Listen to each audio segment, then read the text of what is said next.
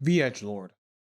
What person doesn't know about this trope in Dungeons and Dragons or any tabletop game? It is the dark, brooding character who doesn't need friends, or broods and acts mysterious with a deep, dark past that likely involves loads of trauma. These characters are usually not received all that well either. There's no end to the amount of YouTube videos and content about edgelords, specifically in the tabletop RPG drama section of YouTube. And the amount of mentions of edgelords in RPG horror stories alone is huge. So this topic that keeps being brought up seems to be a constant issue in the scene. I think the edgelord has been given, albeit rightfully, an unfair beatdown in the RPG hobby. So, in this video, I'll be breaking down what is an edgelord, their origins on the internet, its reception and popularity in media, as well as some character examples, and finally, how this character archetype fails in some games, and more specifically, how we as game masters and players can play the better and more awesome edgelord in your next game session. So viewers, sharpen your katana, steel your dark, deep, cold heart, and I dear God hope your edgelord's parents have life insurance, because we are cutting through our enemies and getting to the heart of what makes an edgelord so infamous in tabletop gaming. According to Merriam-Webster, an edgelord is someone who makes wildly dark and exaggerated statements as on an internet forum with the intent of shocking others. Similarly, Oxford English Dictionary says an edgelord is a person who affects a provocative or extreme persona, especially online. Yet attached to this definition is another sub-definition, tested earliest in the context of video gaming, denoting a type of online player who customizes his or her character's appearance, username, etc. in a manner deemed to be overly self-serious. Also, the etymology of this word is interesting because an edgelord can then mean two different things and intersect. An edgelord can firstly be a person who creates an online persona that is intentionally or unintentionally meant to be offensive and rile up a crowd. This could be making an insensitive racist joke or joke about a recent atrocity. The intent is not to point out some injustice or have a particular commentary on it, but rather to rile up the opposing side for a laugh or for their benefit. Secondly, an edgelord can be a specific character in a medium. These are characters that are intended to be dark, brooding, and as the Oxford Online Dictionary states in a striking similarity to real life folk, overly self-serious.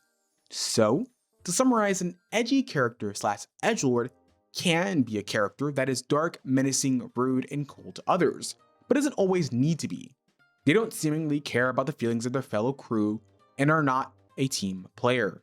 These characters try to exude a sense of self-importance, possibly while also being ruthless and quote-unquote cool at the same time. Of course, they can be charming, but that charm can be a facade for their cold interior as well. Also, these characters can be offensive for the sake of just being offensive and rude for the sake of just being rude through their humor, personality, politics, and demeanor. So in terms of an RPG perspective, I can get why not all players and GMs like them. In fact, my mini edge study, I really shouldn't call it that, but I'm going to keep going, edge study, gave me some insight on the edgelord.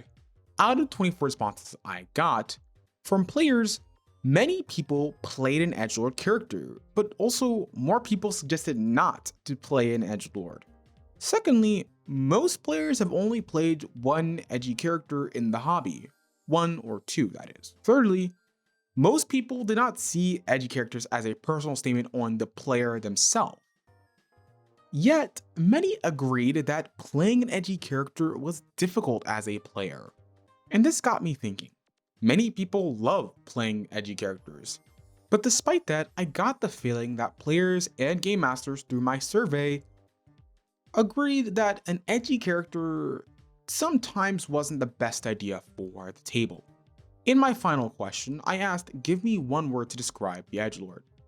Some of those words were hostile, brooding, attention-seeking, shallow, which I got multiple times, antagonistic, irksome, and problematic.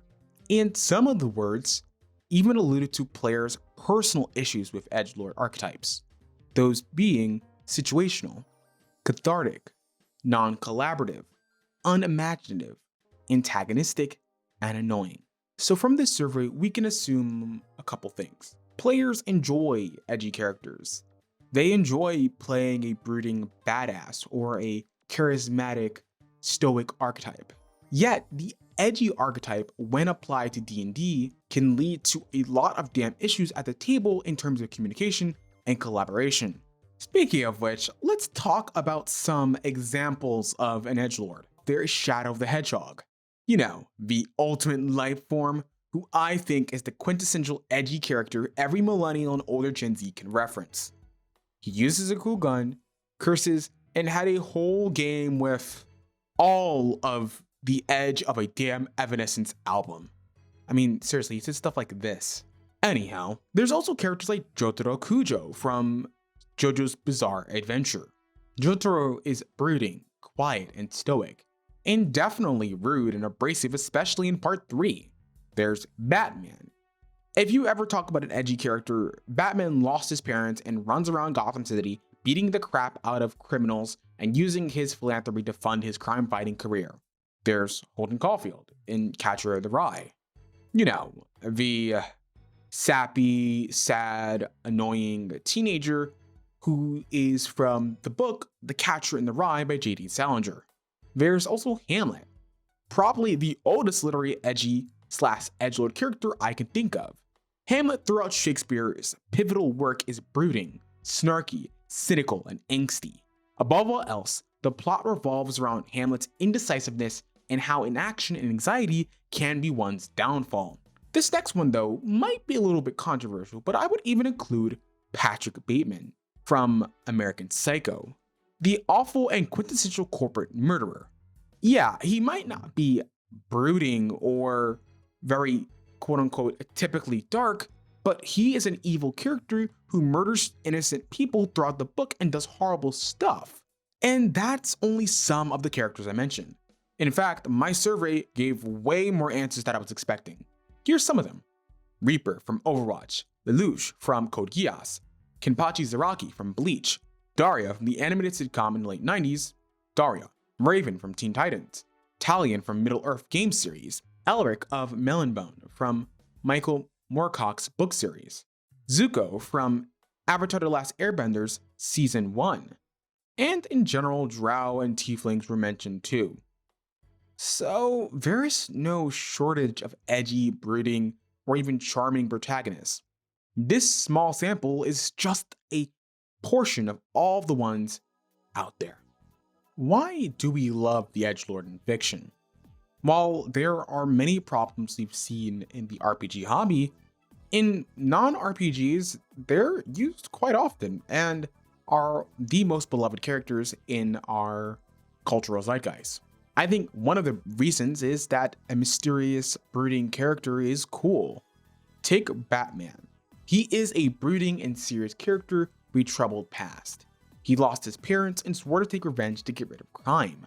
Yet, it is that brooding personality that points out how deeply lonely Batman was and is in some of his appearances. The man underneath the Batsuit is deeply afraid of losing people close to him, i.e. why he started this whole crime-fighting gig to begin with. Yet despite that, despite his hardship, Batman, throughout many of his iterations, teams up with Justice League, Robin, and many other heroes and even villains alike because he wants love. He wants to fight crime and he doesn't want the same thing that happened to him to happen to others. Jotaro is somewhat similar. Throughout part 3, he's incredibly standoffish and rude. When Iggy, the dog, is introduced in the arc with Endul, Iggy is tossed in order to help survive the battle. And yeah, it is cool as hell, and Iggy is a dang asshole in the earlier parts of the chapter. It's not surprising that Jotaro, with his abrasive, cold nature, yeets the dog into oblivion. Despite that, He is deeply brave and honorable, similar to all other JoJo characters. He is the protagonist who takes on Dio and bravely risks his life on multiple occasions throughout Part 3, and especially in Parts 4 and 6. It's seen in how he actively protects Koichi in Part 4 and risks his life for Jolene in Part 6. Yes, is he still cold and standoffish? Absolutely. And yeah, Jotaro is never going to beat the deadbeat father allegations either, but that's part of his character growth. That's part of his personality, and that's part of why Araki characterized him the way he did. I think Araki is trying to tell a story of how Jotaro over progressive years has matured and grown up from his edgy days as a young man into a man who is not perfect, but still noble and cares about his family and friends. But not all edgelords are people with superhuman strength or stand abilities.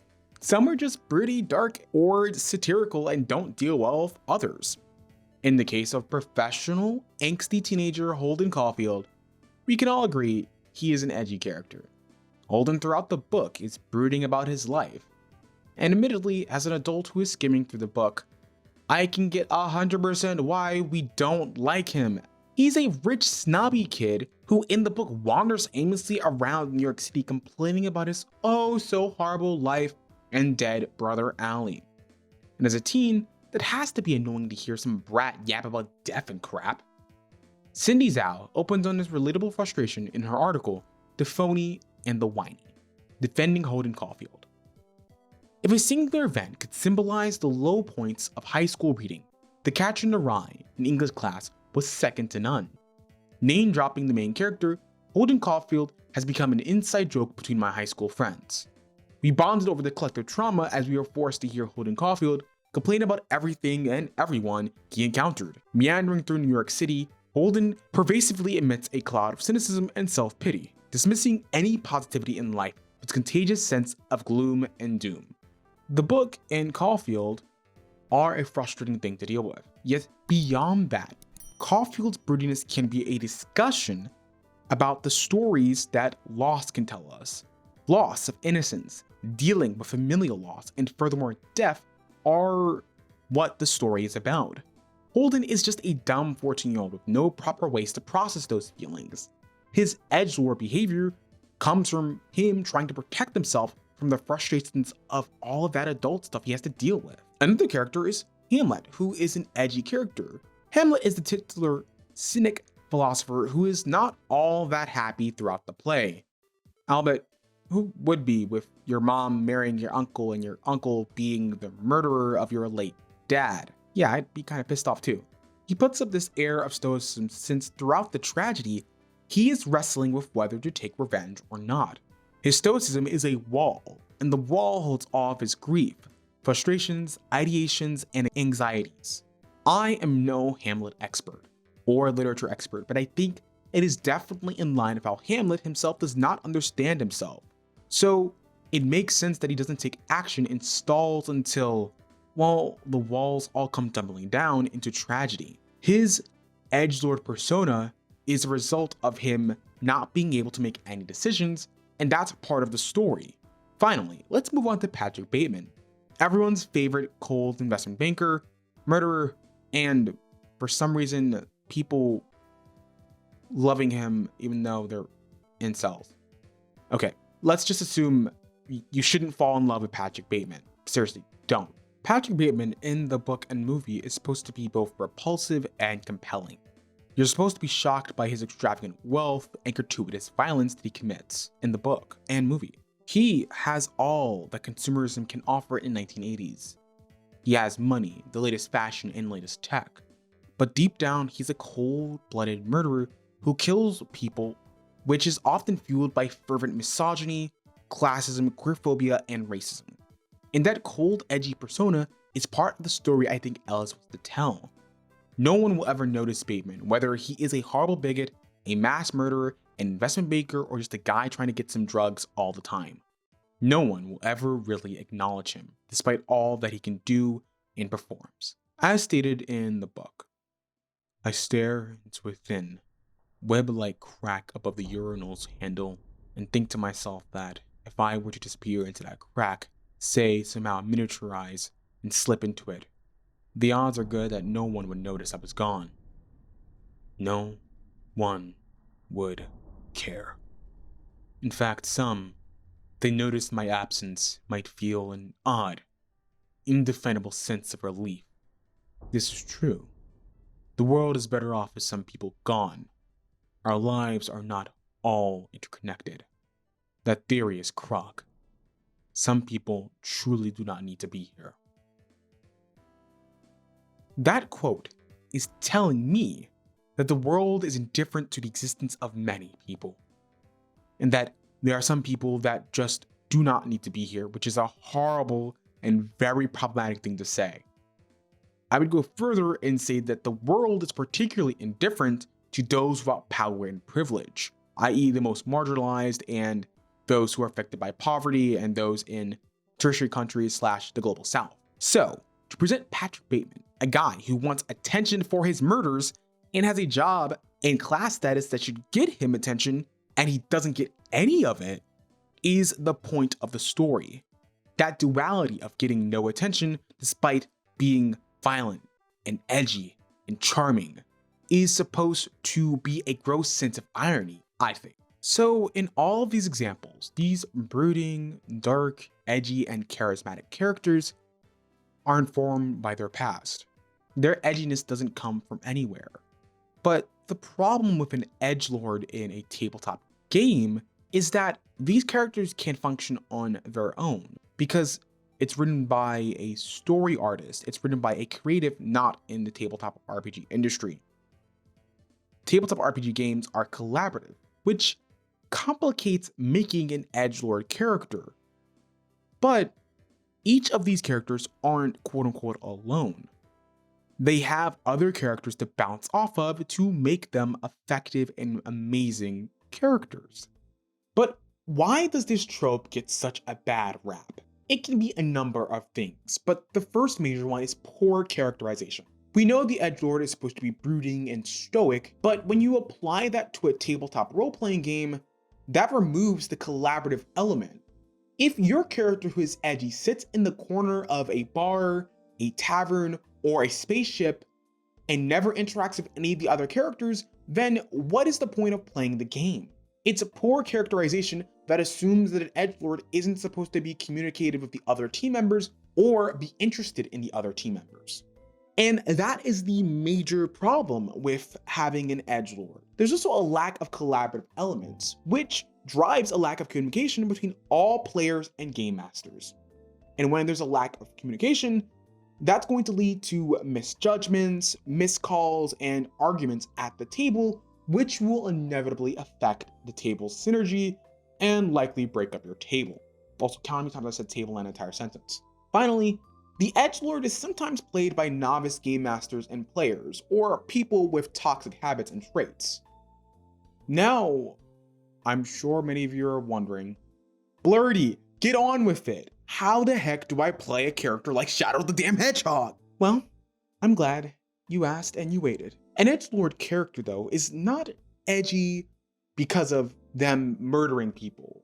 They wear black. They have a cool sword or gun. They're brooding, stoic, and a jerk.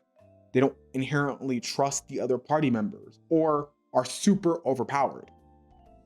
All of that is set dressing to make an edgy character. An edgelord, I think, is defined by how they deal with the angst, suffering, and anxieties of the world with the other team members. These characters are marked by their traumatic past. It's what defines them. And in all the examples, they are standoffish, rude, and sometimes think with their fists. But they don't do that alone. They inevitably interact with others for better or for worse and develop accordingly to tell a specific story a writer or a creative wants. And in the case of tabletop games, you are not crafting a story by yourself. The edgelord is an edgelord because their oh so edgy past informs their present. So of course you are allowed, and I say should, play an edgy character who broods in the corner, but is also able to contribute to the common goals set out amongst all the characters in your campaign or one shot. There are a few ways to craft an edgelord too. I separate it into two categories: conventional and subversive. The conventional edgelord is a character who is a stereotypical edgelord. These characters need to have a clear reason why they are the way they are. That reason should even mesh with the party and not make role-playing and communication in-game and out-of-game a hassle. So for game masters, if you notice a player playing an edgelord character, ask them why they chose that trope. What do they hope to gain from playing that archetype? How will they synergize with the rest of the team if they're going to be brooding in the corner? And I do not mean this in the mechanical sense on stats. And I mean that for the 5e and Pathfinder 2e enjoyers in my channel. I mean, what are their motivations and desires? You, as a game master and subsequently the player, need to answer that. Or, if you're not playing a game where you develop backstories, you as a game master can invite players into that conversation if you see the trope coming up. Specifically for players, it is fine to be an edgy character. As we've talked about before, your character could have as much depth as any other archetype or trope. Give the character aspirations and dreams. Let them aspire to something great, and let them fight for their dreams even if they are brooding, even if their family is dead, or even if it isn't as serious as the rest of the team thinks. They need to be likable, at the very least to the rest of the group, not to all the NPCs you meet, or not even to maybe other people outside of your campaign or one-shot. I think to make them likable or to make them a team player, you can even use humor to offset the character's darkness. Their trauma and misfortune, I think, can be accentuated by playing off the humorous characters that are in the group. I recommend looking at how various edgy characters have teammates that are otherwise more cheery/upbeat. The author intentionally does that to give good synergy and contrast, especially at comedic beats. Why do you think Team 7 in early Naruto is composed of Sakura, Naruto, and Sasuke? Or for the JJK fans, why do you think there is Yuji Itadori and he is paired with Megumi Fushiguro and Nobara Kukusaki? Also, think about characters like Raven and Beast Boy. It is their personalities that mash well and allow for great synergy on the TV. So, likewise, do the same thing. Match your character with other characters that they will work well with, and think about that when you're developing them. As for the subversive edgelord, these are edgelords on face value, but their aesthetics, their style, their persona, their swagger is flipped, or their motivations are flipped. For instance, you could be playing a hardboiled detective. They have a deep, gruff voice, smell like cigarettes, and have a badass scar resting on their fingers.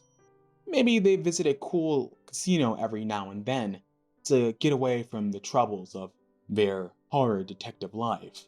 But in reality, they go to the casino so that they can avoid their family, not because they're crappy to him or anything like that, but rather because they are very overbearing and love him dearly. In fact, they're bringing him a cake, and let's just say the other party members find it really funny that he's so gruff and grumpy but has a loving family and kids. In this long-winded example, we subvert the expectation of the audience even just a little. In this case, for game masters, your audience are your fellow players if you're running an NPC like that. And players, that character is yours. So if you're playing an edgy character who has a cool katana, wears shades indoors, why don't you just give them a squeaky voice and have all their family be perfectly fine? Play it off as a joke. Make the edginess be funny. Whatever the case is, let me know down below in the comment section how you would play your edgy character, and what tips would you give to new GMs and players alike? Like with all tropes, the edgelord might seem daunting, but is really manageable. I think its bad rap is a combo of players not setting appropriate expectations and handling a trope in a way that's not suitable for collaborative storytelling. Players will go off the rails thinking they can be the singular badass. Meanwhile, game masters might not be able to manage those expectations of the game. This can, and as you can likely see, will cause several issues. I think a good group of players and game masters know that edgy characters are weakest when by themselves. They might seem cool, they might act proud, they might act suave and handsome and just like they are the best thing around, but these characters need others. They didn't get to this point by themselves, and they won't get out of this brooding sensation by themselves. Their motivation for revenge or power or attention were not created in a vacuum. And these characters know they cannot do it by themselves. Holden can't wander New York City forever. Joseph Joestar's cockiness and ego cannot be contrasted if it weren't for Jotaro's overwhelming power and stoicism. And Shadow would not be cool with the free and adventurous spirit of Sonic. Someone had to sharpen their edge. So GMs and players, let the narrative you all craft together fuel the edgelord to be better and chase their goals in alignment with everyone else. I think the edgelord can even weaponize their emotions as much as any other archetype to be a powerful tool for storytelling and even awesome narratives. With that in mind, if you have any conversations, questions, or really anything I missed about being an edgelord, let me know down below in the comment section. And if you haven't already, feel free to like and subscribe because that really helps my channel grow. Finally, a special shout out to my Patreon supporters, Harrison Parker and Paul Volpe, for your continued support. If you feel like supporting me on Patreon, let me know in the link over here. And if you want to support me on Coffee, let me know over there. And as always, I'm your average, everyday queer edgelord. Blurry disposition, and hope you all have an awesome day. Ciao.